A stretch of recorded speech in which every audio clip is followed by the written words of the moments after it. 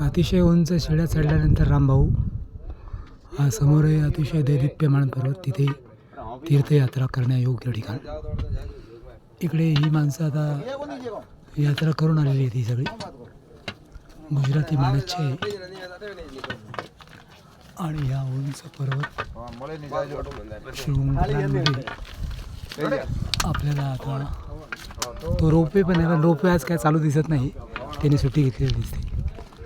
इकडे समोर अतिशय तेजस्वी जैन मंदिर आहेत सगळी, आणि तिकडे जुनागड शहर आहे ते बघा, ते दिसत नाही आहे. विमाना इतक्या उंचीवर आलो आहे आपण सध्या, आणि संध्याकाळची वेळ असल्यामुळे इतकं प्रभावी चित्रण होत नाही आहे. तरी पण आपण सूर्यप्रकाशाच्या मावळत्या झोतामध्ये प्रभावी प्रकाश चित्रण करत आहोत. ओके, आता अंधार पडल्यावरती व्हिडिओ होणार नाही आहेत, म्हणून आपण आता इकडे उंच पर्वतात चाललो आहोत, अति उंचावर.